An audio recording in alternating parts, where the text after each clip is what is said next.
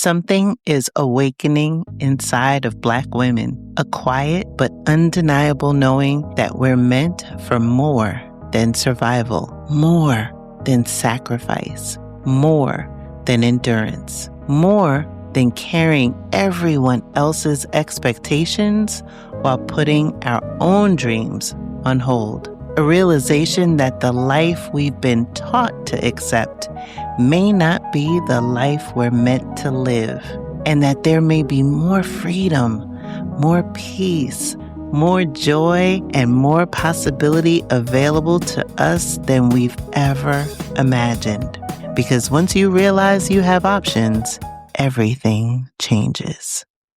Close your eyes and imagine living a life you love, unapologetic and unbothered, free from daily microaggressions from Karens and Kens, free from the fear of police brutality and systemic racism.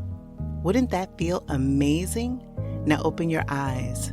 What if I told you that it's possible? Hear inspiring stories and get the actual blueprints from brothers and sisters of the diaspora who are living out their wildest dreams abroad. You've heard the term, now be inspired by the movement. I'm Krishan Wright, and this is Blaxit Global.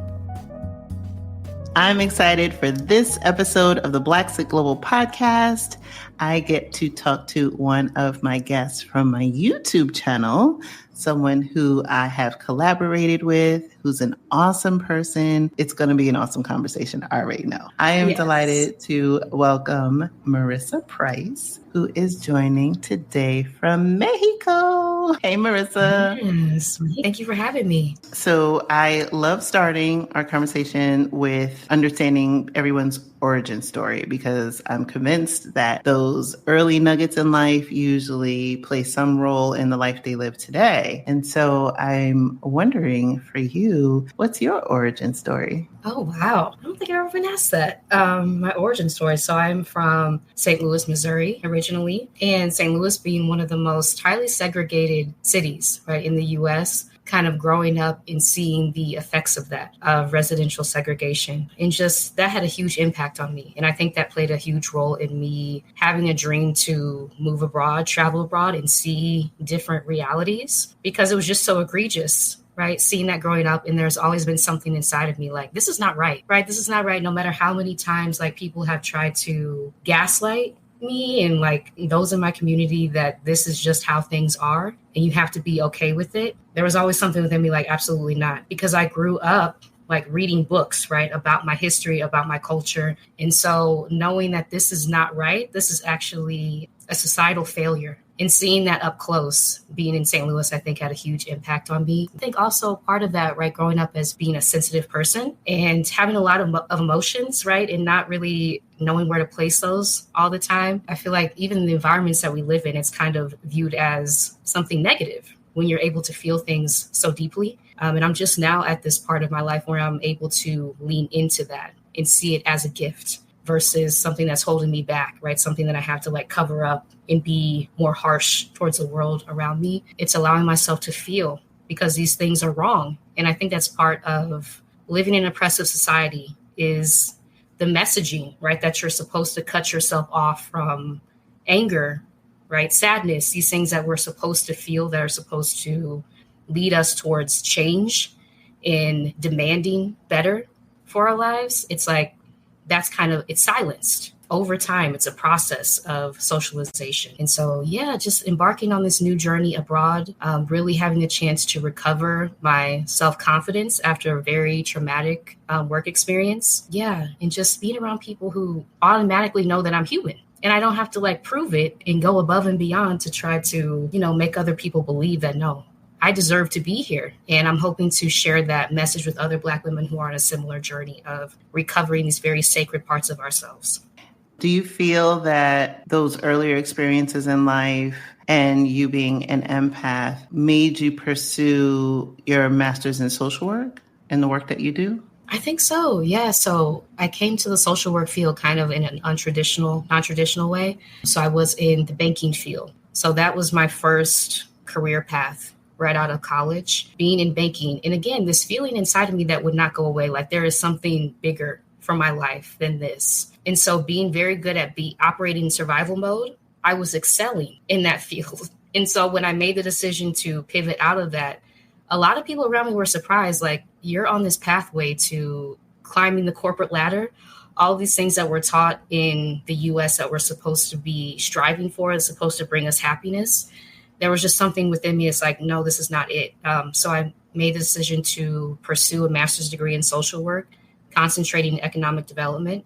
So that was my field of expertise, really studying the issues that Black women entrepreneurs were facing in the environment, like capital constraints, right? Networking, the lack of networking opportunities often for Black women entrepreneurs in the US, but knowing that we're the fastest growing group of entrepreneurs, right? Still making a way out of no way. And so I was able to pursue that research area in my master's program. And so that was kind of my entry point into the field of social work. But I do think that me having a feeling that something's not right here, right? And I have this voice for a reason, just now kind of leaning into that. I have the knowledge base for a reason. None of this was a coincidence, that I was placed on this path that I wasn't even aware of at the time. And so, yeah, kind of that being my entry point. And then coming into a very toxic work environment where that same skill set that I had been honing, developing over time, like I said, my area of expertise was now being viewed as a threat by this certain individual who was extremely insecure in just her behavior behind the scenes versus what she presented in public, and me being asked to say that everything was okay. It was causing like a real huge moral dilemma within me, which led to me kind of going down a spiral of severe depression and having to pull myself out of that, and just now kind of putting the pieces back together, doing the work that I do now with Black women entrepreneurs, to be like, okay, I'm recovering the skill set that I spent so much time, energy honing. Even if it was viewed as a threat in that environment, that's okay. I'm taking it out and I'm using it for myself now.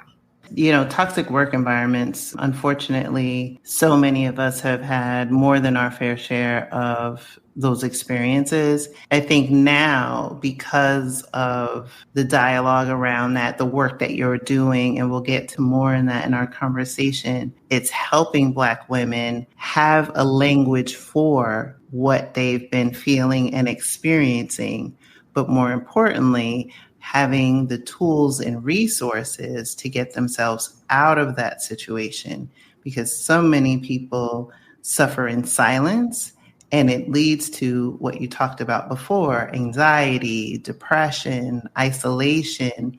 And unfortunately, we've also seen, especially in academia, women make the ultimate permanent decision to take their own lives as a result of these toxic work environments. And so for you, when you were experiencing that, was it the toxic work environment that ultimately led you towards a path towards looking abroad, or was there another journey step along the way?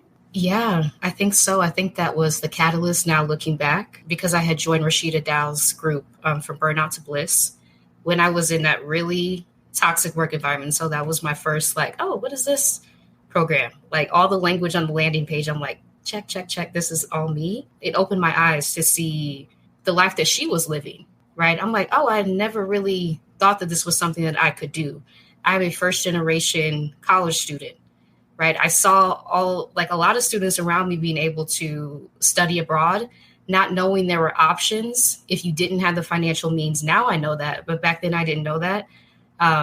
So I thought that was kind of off limits to me, even though I had a dream to travel, see different places abroad, right? Get a feeling of how people are living different lifestyles. I didn't think that was accessible to me. And so that was kind of my entry point, being in the toxic job, stumbling across Rashida Dow's group from Burnout to Bliss, then being exposed to Exodus Summit and the whole community of Black women just globetrotting, and seeing that this was possible for me too.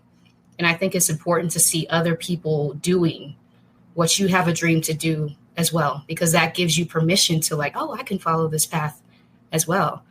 But as I've been reflecting, like, had I not been in that extremely traumatic job environment, would I have taken this path that has now completely altered my life, like expanded my perspective? And I don't think so, right? I think that was like, it was so painful that I had to do something drastic, like pursue a path abroad. And so in that sense, like it led me to this path that I'm now on of achieving a lot of the dreams that I've had for a long time.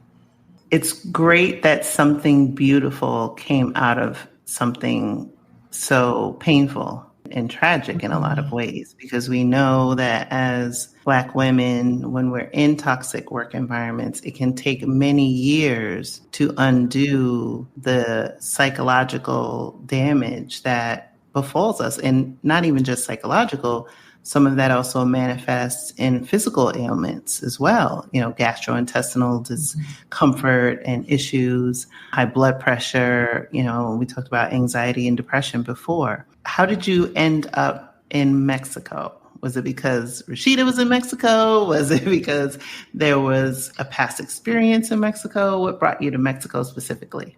I think Rashida had a lot to do with it, watching her channel, watching her videos, because Mexico City was my first trip outside of the US. And this was only back in 2022, I think. So it was the first time that I had been abroad in my life to Mexico City. And I think also because it was in close proximity to home. And I've taken like quite a few trips back home just to visit family, reconnect.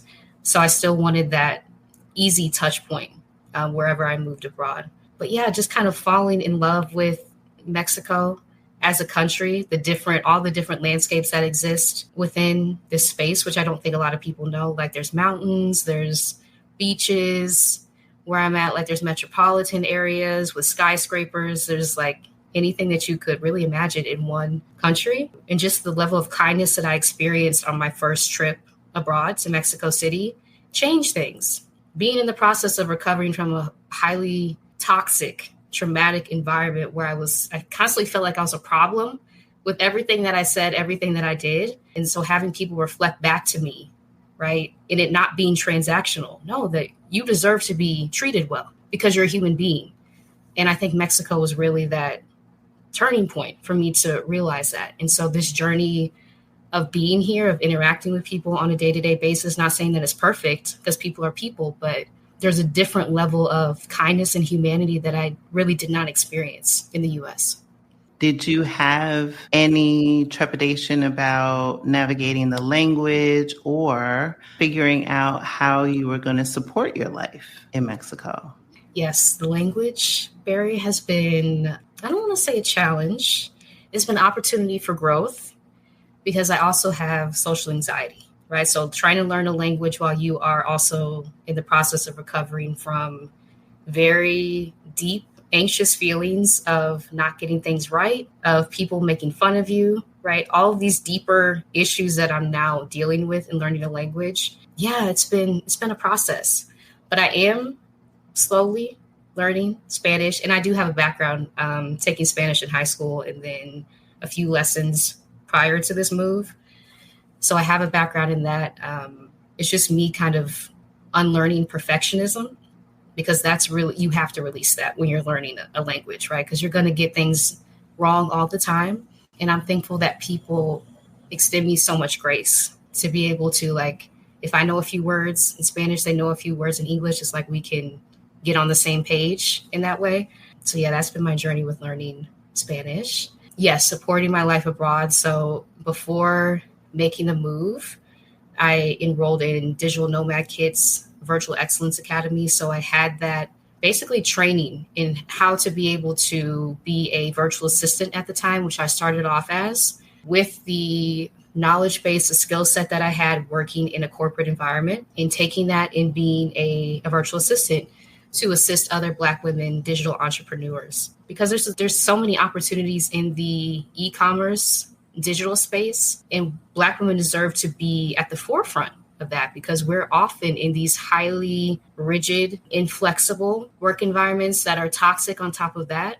And to see the way that other folks have been able to take advantage of the e-commerce space, and me having a background in economic development, I'm like, oh, this is the perfect opportunity for me to be able to lend my skill set to assist Black women in starting or growing digital businesses, freelance businesses, to be able to get free and live the life that you envision in funding this lifestyle, being a virtual assistant, doing that training program, attracting my clients, working with Rashida as a virtual assistant, Dr. Kamani, a lot of other Black women on their journeys to building their businesses. And that's the way that I have funded this lifestyle. And now pivoting into mental health coaching as a social worker, getting back to my skill set in that area. Part of the lifestyle of Black women, specifically moving abroad, one of the things that we focus on a lot is the wellness aspect of mental health. A lot of that involves, it could look different for everyone, of course, but, being outside, touching the grass, journaling, travel, like all of these different things, but in pursuit of joy and happiness and wellness. And with that, naturally comes the mental health piece. Some people are more receptive to dealing with it than others. And then I think sometimes we find impediments towards getting mental health services once we move abroad because licensing issues and other different barriers. Can you talk a little bit about how you've been able to work with your clients, either ones that are still based in the States or those who live elsewhere? Yes, the licensing requirements are very real. So I am not a clinical social worker. And so that is the designation in the US, right? Licensed clinical social worker if you pursue the therapy route. I did not, since I was in the field of economic development. So my master's degree is in social work, right? Having the education, the formal training, all of those things. And so I decided to pursue coaching, right? Healing and liberation coaching for Black women specifically. So the services that I provide are not therapy. And I think that's important to say, right? They're not therapy. And I do have that disclaimer when you're booking a session with me. My focus is on decolonial healing. So outside of traditional Western mental health practices that, in my experience, right, therapy has been extremely beneficial for me in different instances. But there have also been instances where the healing was kind of missing from what I was experiencing with the person I was working with. And so being able to connect my clients' experiences to the larger systems of oppression at play, which can really help alleviate some of these feelings of self-gaslighting, right? Of internalizing what you're experiencing. If you're able to recognize that you are surviving day to day within systems that are trying to crush you, literally at every turn, it can do a lot for rebuilding your sense of self, your self-worth, right? Your self-esteem, what you think you deserve versus the messages that you've been told throughout your life. So that's the kind of the difference in what I offer versus what a traditional therapist would do, kind of following the clinical route of diagnosing. That's not what I do in my practice. Yeah, it's very client focused. It's very centered on systems of oppression, which I found missing from my time in graduate school. There was little to no mention of the systems that are literally causing the issues that people are experiencing day to day when it comes to mental health. And I'm glad that I have the freedom now to be able to incorporate that into what I'm doing while still bringing, again, formal training, education as a social worker, but really centering on decolonial healing and the power that has, right? Reclaiming ancestral practices, all of these things. So kind of taking a different approach in that sense.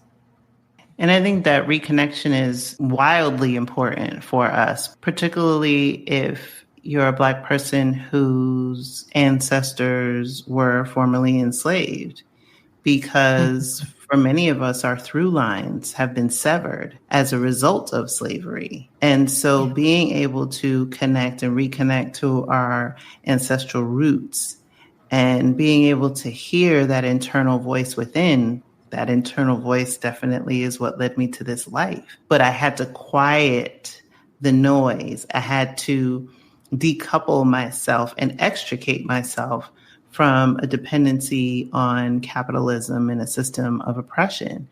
And so I think once you're able to identify that for someone, give language to it, give voice to it, and then help them think through those experiences, it does literally change the trajectory of your path, because that puts you on the path to healing. To your point about self-gaslighting, if the system keeps replaying that you are the problem and no discourse about what the true cause is, then you will continue to perpetuate that even without the presence of a threat, right? You'll keep yourself, striving and trying to survive in the system, to your point, that earlier comment, that is hell-bent on crushing you. Absolutely. Yeah. And that's the power, right? When you're able to, like you said, have the language to then be able to externalize literally what you've been experiencing since childhood, and externalizing all of those times that you thought it was you in these situations. And you're able to go back to those younger versions of yourself and kind of heal, right? Step in as an advocate for yourself now at this age. Be like, oh, there was nothing wrong with me this entire time. It was the environment that I was in that was trying to crush my self-esteem, right? Destroy my self-confidence. And now I have the opportunity to go back to those times and understand what was really happening. And that's really a true pathway to healing and reclaiming those sacred parts.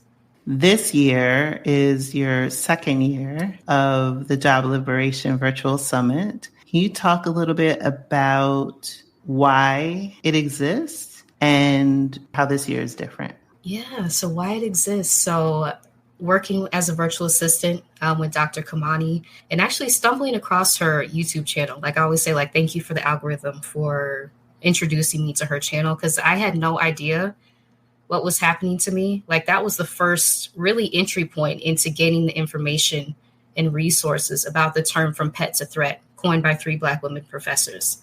That's exactly what I was experiencing in the job that I was in the power of language, as we just talked about, right? To be able to have a term for what you're experiencing so that you can begin to be like, it's not me. And actually other people are experiencing this too, right? Being in her chat, seeing other Black women share their stories, realizing that it was not just me. And that's very powerful to be able to break the internal monologue that's telling you, oh, I need to shift, I need to shrink more, I need to do something different. Because if it's happening to her and I see how brilliant she is, then I'm able to kind of connect the dots. Okay, this is a larger thing at play that's happening to both of us. So yeah, being introduced to Dr. Kamani in that way, working as her virtual assistant, and then just having the idea, seeing the impact that Exodus Summit has had on my life and so many others' lives, right?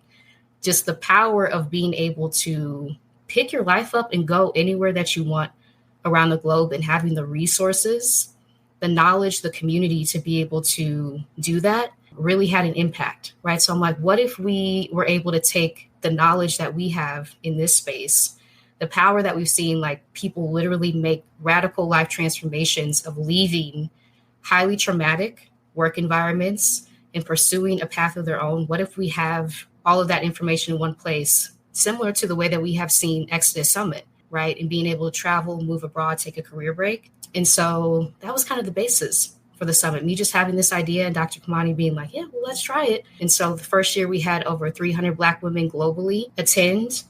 And the stories that we have heard, we had someone share that it literally saved her life being a part of the summit, right? Being able to be in the chats and being affirmed by other Black women on the same journey. And we don't take that lightly, right? We really don't. And so this year, the theme is the power of the pivot, realizing that you have options.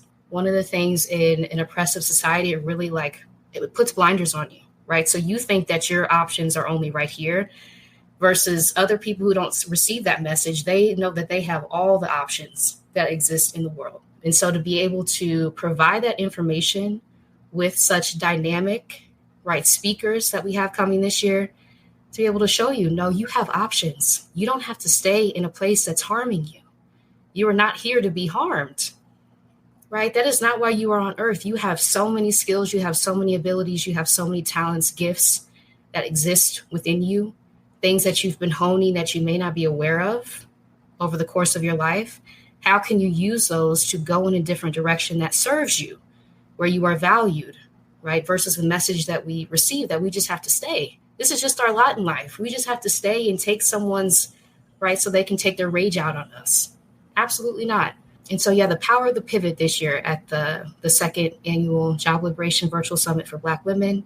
We're excited to bring back, incredible speakers, including yourself, to share information and resources, Black women globally, that you have options besides toxicity, I'm excited and honored to be a speaker this year. And what you said really resonated with me. We are not here to be harmed. We're not here to be the beasts of burden for the US or any other society that deems it okay to harm Black women. And what I love about this particular point in time, this particular movement, is that it is Black women that are heading this. It's Black women that are coming together. It's Black women who are strengthening those bonds of sisterhood that we've been told and conditioned to believe don't exist.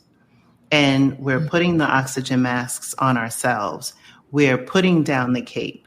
We are telling ourselves and normalizing wellness. We are pointing out those systems of oppression for what they are. And to your point, removing the horse blinders and saying there is another way, there's another path forward. And even if you don't see it, you can build one. You can design the life that you want to live. Yes. So for you, what's exciting you the most about this chapter of your life? Ooh, wow. I think finally being able to sit with the fact that I have everything within me to make my dreams come true, right? A lot of us are taught to seek approval and permission outside of ourselves to follow the calling that won't stop bugging us, right? It won't stop knocking at us. This is what you're here to do. And so just knowing, right, at this time in my life that I came fully equipped with everything that I needed to pursue this journey that I knew was kind of going to be my journey from a very young age. Now understanding that I have these gifts, so I've been receiving downloads throughout my entire life. Now I have a label for it. Before, kind of thinking what is this, right? Just writing it off. Again, growing up in a society, in a world that tries to cut you off from your intuition so often, leaning back into that and realizing that I have been guided this entire journey. There are things along this journey that I could not have done myself. And so really tapping into the power of the larger spiritual guidance that has always been at play in my life. I'm excited to continue following that. Now that I am back in touch with my intuition after felt like forever, a period of disregarding it and trying to go the hard way of trying to fit in, trying to contort myself, take parts off of myself to be safe in a lot of these oppressive environments. Now it's leaning into something that has been within me all along. And I'm excited to see where the journey unfolds, kind of like a sense of trust and surrender. We'll be right back. Building a life overseas is about more than just choosing a country. It's about choosing yourself. That's why I created our newest guide, 7 Questions Every Black Woman Should Ask Herself Before Building a Life Overseas. Get your free copy through the link in this episode or visit blaxitglobal.com. Do you see with what you have now, what you've learned about yourself, what you've learned about others along this journey? Do you ever see a time or a place where you would bring yourself back to the United States? That's a great question. And this is something I'm actually debating with myself internally, because there is a sense of missing familiarity, of missing my family, of missing home that I was not prepared for when I embarked on this journey, because I was trying to heal myself, right? I had all these bigger goals of doing these things. And just in the process over the past 2 years of sitting with, wow, I miss some things from home that I didn't even expect to. I've been sitting with that question and I don't know. There is a possibility that I could, right, at some point in the near future, go back to the States. I think the current political climate has been something that has really been top of mind, right? Can I re-enter into something that is trying to take us back centuries? Now at this point, now having experienced this level of freedom, kindness, compassion, the things that I've experienced now, can I go back into that environment and be mentally okay? I've been sitting with that and kind of just pondering on that. I don't know the answer to that. But I think going forward will probably be trips back home, right, to visit family as I'm kind of sitting with the fact that I am experiencing homesickness at certain points during this journey. But moving back permanently, I don't know. I don't know if I'm able to do that now that I've seen what I've seen. And I think Audre Lorde says, like, you can't go back into unfreedom. Once you've experienced a certain level of freedom, right? There's no going back from there. You can't unsee what you've already seen. And with the things that we're witnessing now in the US that are happening, knowing my experiences working in a DEI style role and seeing so many Black women being laid off, right? Fired after investing so many years, pouring your heart and soul into these roles and then just having them stripped as if they're nothing. I don't know if I can go back to that. I don't know. It's an honest answer because so many of us, myself included, have had different roles where we were in positions to be agents of change. Like, it was hard work. We dealt with a lot of things that we shouldn't have had to deal with. But there was, in our minds, a higher order at bay, right? There was a higher calling to be the one to make this change. And what we are learning through this new administration is that a couple things. One, the social contract is broken, and that our existence in the United States has been and will always be transactional and conditional. Because if somebody can take what we have fought for years to affect change, and sometimes, many times, the change that we affected, we did not directly benefit from, but can dismantle those systems, those safeguards that we were trying to build, right? Those new bridges, dismantle them with one fell swoop, with the swipe of a pen, then it was a conditional existence to begin with.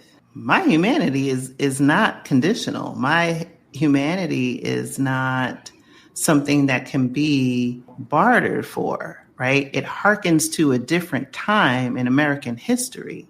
And clearly, when the head is saying, make America great again, it was always clear to us what those words meant. And with these executive orders, with all of these changes, with bringing outside interests and billionaires to the table, and also corporate America really following suit, even in the absence of a mandate. He can mandate changes in the federal government if he chooses to do so. That is his dominion. But the fact that corporate America, that 5 years ago decided to participate in performative allyship to say we're in solidarity and Black Lives Matter, that can then turn and say, whoops, the tides are changing. Bye, y'all. You're on your own. We knew all along that it was faux allyship and performative antics, but you have now made it crystal clear. Not only don't our lives matter, our dollars don't matter, our opinions don't matter.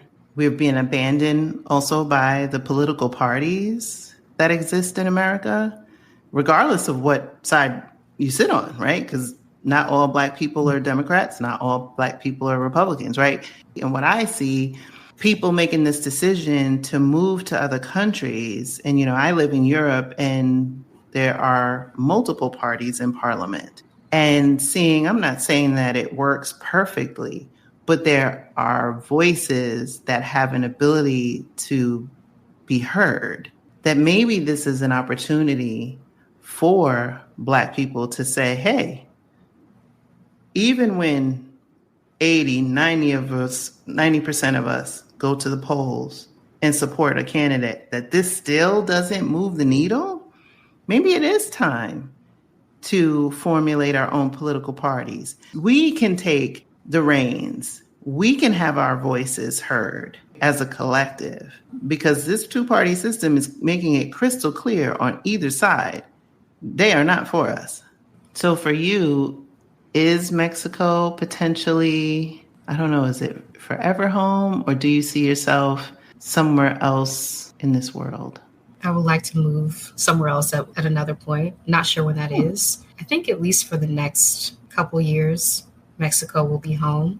I would love to check out different places because, like I said, Mexico is the only country that I've traveled to outside the US. And so there are so many other places that I just want to see what they're like, get a feel for how people are living, how they like it there, be exposed to different cultures just for like my own spiritual evolution, right? To see how other places are. I'm not sure what those places are yet, but I think I want to travel a little bit over the next 2 years to kind of check them out and then make my decision from there.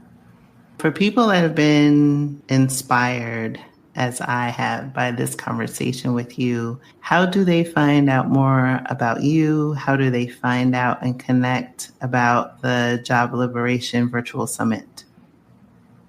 Yeah, so you can check out my website to connect with me, marissaprice.me. I am on YouTube at Marissa Price Heals and Instagram, Marissa Price Heals, and LinkedIn, Marissa Price MSW, if you'd like to connect with me there. Find out more about the Job Liberation Virtual Summit. Tickets will go on sale in the latter part of March, but please look out for announcements on YouTube when those do go on sale. We'll have different guests that we will be interviewing both on my channel and Dr. Kamani's channel, Lifting As We Climb Consulting. I'm excited to see like all the speakers come together for this virtual summit coming up May 16th through 18th.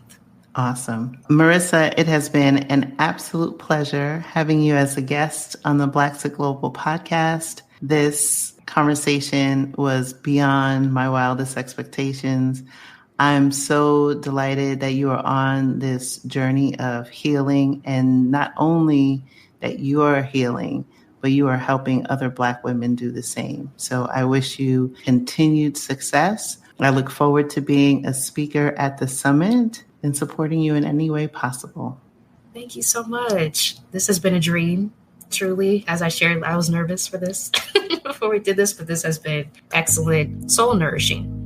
Thank you for listening to the Blaxit Global Podcast. For more information on today's episode, be sure to visit our website at blaxitglobal.com. It's not only possible to live out your dreams unbothered and in full color, it is your birthright. This episode of the Blaxit Global Podcast is sponsored by Blaxit Global Passport. At some point, the question stops being, can I move abroad? And becomes, what's possible for my life? Passport is where Black women from around the world come together to explore new possibilities, navigate life abroad, and create lives that feel bigger than the ones they were told to settle for. Because the goal was never just to move. The goal is to expand what feels possible. Visit blaxitglobal.com and click community to begin your next chapter.